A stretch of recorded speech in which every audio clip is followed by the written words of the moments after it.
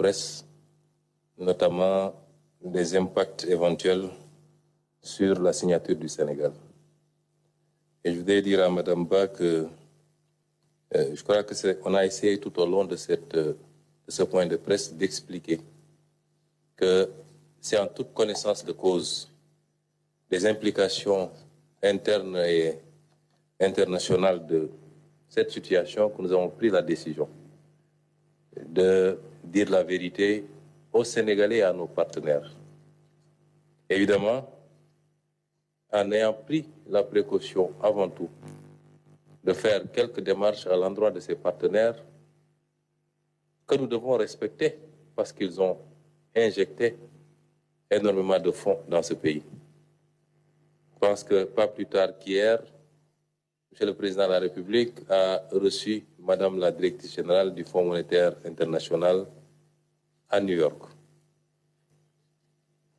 Nous pensons que tout risque étant égal par ailleurs, comme on dit, pour paraphraser les mathématiciens, qu'il y a lieu d'espérer que nos partenaires ne s'inquiètent pas outre mesure de la situation, pour plusieurs raisons. Nous avons un pays quand même qui a un certain nombre d'atouts. Le premier de ces atouts et le plus important à mon avis, c'est que nous avons un pays stable qui offre également beaucoup d'opportunités d'investissement. Avec tout ce qu'on a pu découvrir comme ressources, avec une démographie fondamentalement portée par les jeunes et avec un leadership renouvelé et qui a pu être renouvelé dans des conditions les plus démocratiques possibles, eu égard au contexte de l'époque. Ce qui nous donne un dividende à côté des autres dividendes, un dividende démocratique qui est extrêmement appréciable. Et je pense qu'en plus de tout ça, cet effort de transparence auquel la nouvelle équipe s'est délibérément livrée, personne ne nous a contraints. Si on n'avait pas donné les informations, je peux vous assurer que tous nos partenaires auraient pu venir. Vous auriez entendu les revues du Fonds monétaire, de ceci et de cela, et ils seraient partis avec les chiffres qu'on veut bien leur donner. Et tout ceci nous fonde à croire, en plus des réactions que nous avons pour le moment, que l'impact sur la signature du Sénégal peut ne pas être extrêmement important.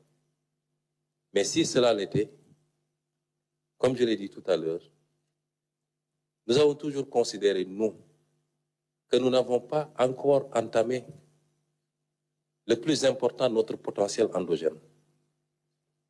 Je l'ai toujours dit, pendant 10 ans d'opposition, notre conviction, c'est que nous avons encore un potentiel énorme et inexploré, inexploité. D'où l'appel au civisme et au patriotisme de tous les Sénégalais. Nous ne devons pas attendre que la solution vienne de l'extérieur. Elle viendra avant tout, principalement et d'abord de nous. Et c'est cela, justement, qui va rassurer nos partenaires. Et toutes les réformes que nous allons initier, qui ont été annoncées par les deux ministres, iront dans ce sens-là. Il nous faut faire des réformes fiscales tendant à élargir l'assiette sans pour autant augmenter la pression fiscale. Et même certainement en diminuant les taux d'imposition. Mais ce qui va le combler, c'est la participation plus ou moins volontaire de tous les Sénégalais à l'effort de contribution. Nous allons vers beaucoup d'autres mesures de ce sens, indépendamment des mesures de rationalisation qui ont été annoncées sur les subventions, sur le train de vie de l'État et sur beaucoup d'autres aspects. Et c'est pourquoi, sans écarter ce risque, nous demeurons convaincus qu'il peut être maîtrisé et que nous avons une occasion unique. Cette situation doit constituer plus une opportunité que le chaos. Ça doit être le déclic que nous attendions. et qui nous permettrait d'établir un nouveau rapport entre les dirigeants et le peuple, un nouveau rapport entre les dirigeants et leurs partenaires également. Et c'est pourquoi je ne me fais pas énormément de soucis. Peut-être que je suis un optimiste béat, mais ma conviction, c'est que si le peuple a décrypté le message, et ce ne sera pas seulement à travers cette conférence de presse, c'est un travail permanent qui sera initié à partir de maintenant de communication pour que le peuple comprenne. Pour les autres aspects, je crois qu'ils peuvent avoir un tout petit peu de lien avec le point de presse, mais nous ne voulons pas que la situation extrêmement grave que nous venons de présenter soit diluée dans des aspects qui nous semblent moins importants. La reddition des comptes dans un pays normal doit être quelque chose d'ordinaire. Ça vaudra pour nous-mêmes quand on cessera d'exercer des fonctions. Ça ne doit pas faire l'objet de débat. Et le ministre l'a dit, nous le ferons en respectant. Et c'est pourquoi certains disent que c'est lent, c'est pas lent. Nous avons un ministre de la Justice quand même, qui est un homme du sérail et qui joue de sa crédibilité par rapport à son environnement, qui n'acceptera pas de piétiner les règles élémentaires pour satisfaire à une quelconque vindicte. Ça ne se passera jamais comme ça. Et nous ne sommes pas dans cette logique.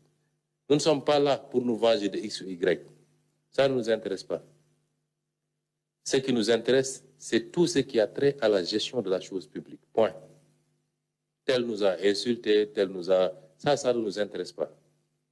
Et le peuple sénégalais, comme tous les peuples de ce monde, exige de ceux à qui ils ont eu à confier des responsabilités qu'à un moment donné, ils rendent compte. Ça ne doit pas faire l'objet de tous ces débats. Maintenant, de quoi est-ce que les gens ont peur? Qu'est-ce qu'ils ont fait?